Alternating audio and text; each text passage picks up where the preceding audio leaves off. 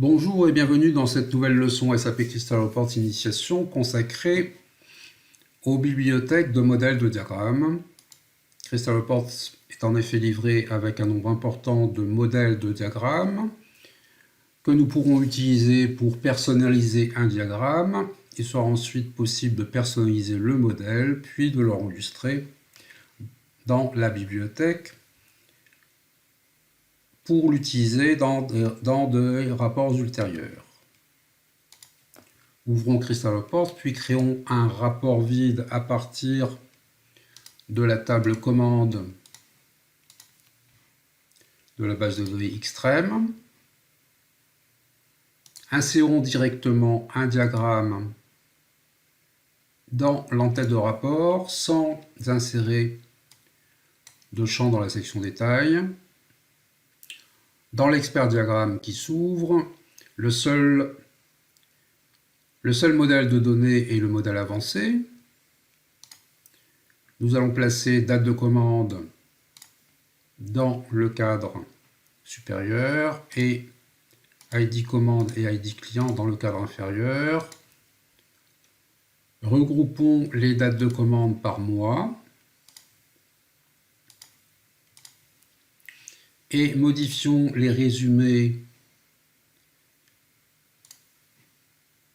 Choisissons comptage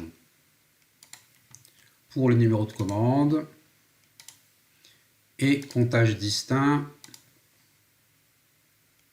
pour les numéros de clients, puis cliquons OK. Nous allons remplacer le modèle, le type de rapport par défaut, diagramme à barre, par un modèle. Cliquons avec le bouton droit de la souris dans le fond du diagramme, puis cliquons charger le modèle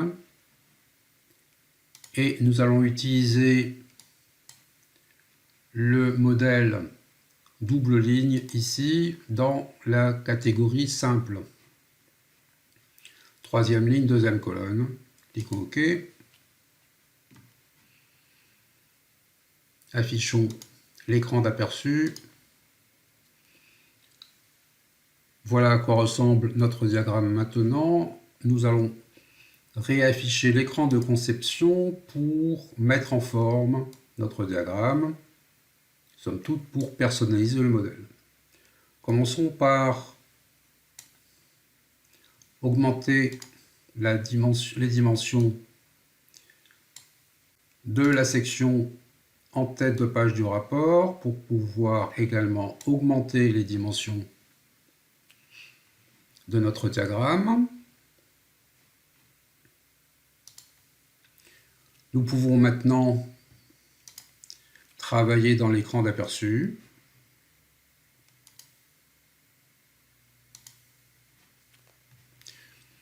En premier lieu, nous allons modifier l'apparence des valeurs dans l'axe des X. Cliquons donc bouton droit sur l'une des valeurs, puis mettre en forme l'étiquette de l'axe. Nous allons changer la police de caractère, calibri bleu 8.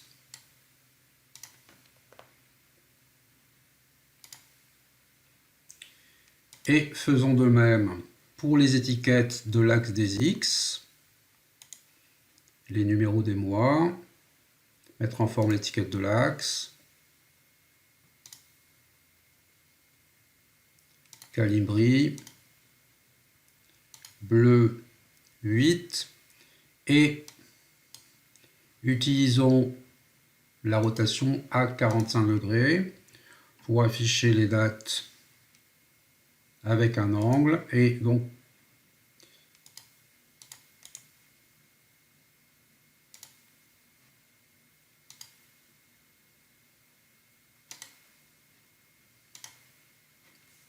c'est mieux comme ça.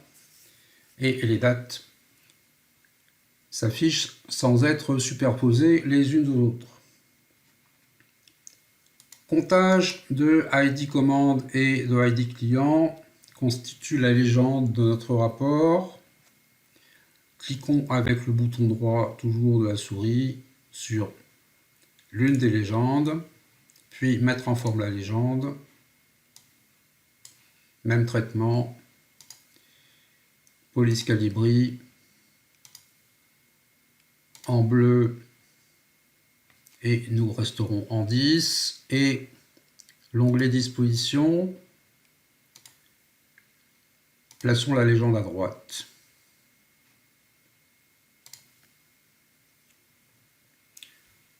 Nous allons maintenant essayer de placer la légende en haut à droite à l'intérieur du graphique dans cette zone-là qui est disponible. Je dis essayer parce qu'il faut d'abord arriver à attraper la légende comme je l'ai fait et ensuite à déplacer la légende et non pas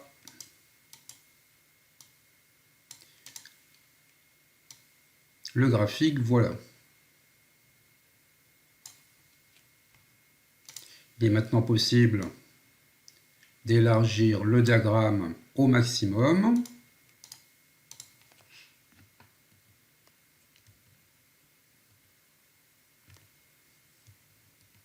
En utilisant les flèches de direction du clavier, les touches de direction du clavier, on arrive seulement à déplacer le diagramme. Bien, restons comme ça pour le moment.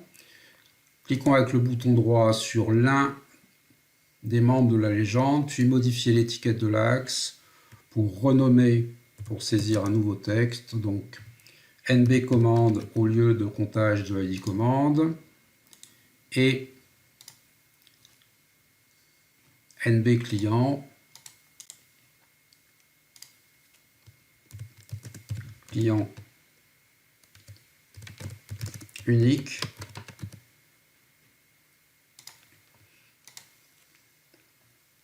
au lieu de comptage distinct ID client. Nous allons insérer un titre dans le diagramme. Cliquons avec le bouton droit, ouvrons l'expert diagramme, texte, désactivons texte automatique pour le titre et saisissons quelque chose comme évolution des ventes de 2003 à 2005. Cliquons OK.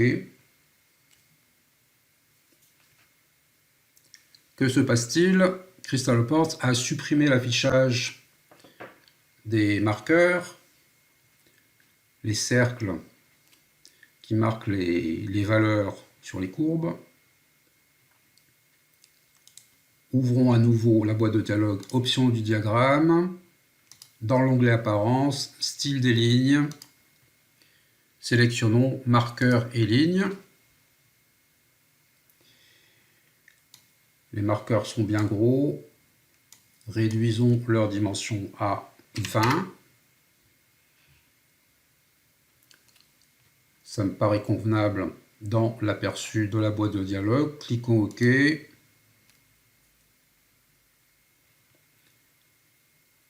Visiblement, les marqueurs ne sont pas à 20, mais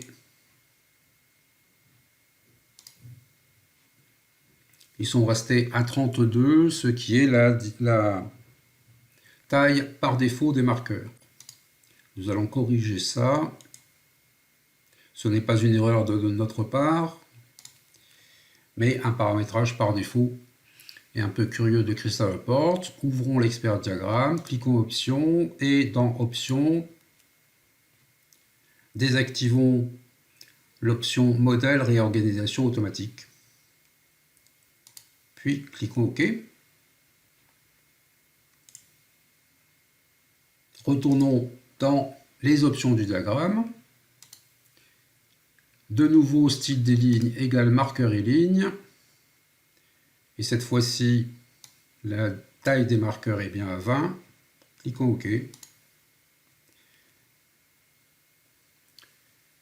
Et les marqueurs sont bien à 20.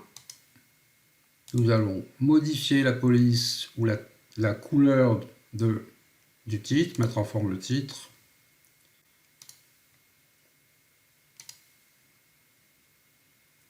Times New Roman, bleu 12 en gras.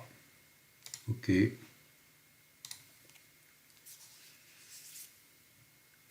Nous n'avons plus qu'à enregistrer notre rapport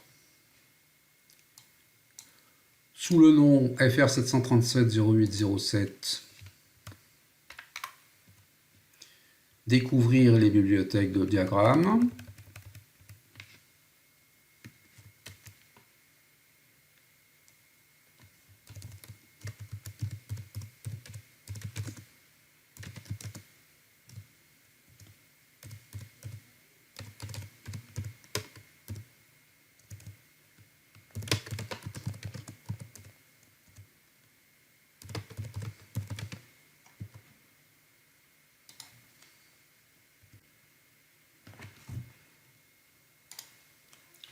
Et enregistrer le modèle.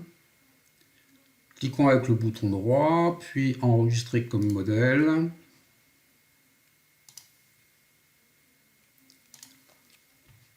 Dans le dossier utilisateur, votre nom d'utilisateur, app data, roaming, business object, Crystal Reports avec le numéro de version, chart support, templates, et enfin user defined. Les fichiers de modèle de diagramme portent l'extension 3TF et nommons notre diagramme, notre modèle ligne personnalisée. Enregistrer. Voyons si nous pouvons le récupérer, l'ouvrir dans charger le modèle. Il est bien ici. Je viens de le sélectionner sur mon écran. Inutile de le charger. Et nous pouvons refermer le fichier et terminer cette leçon.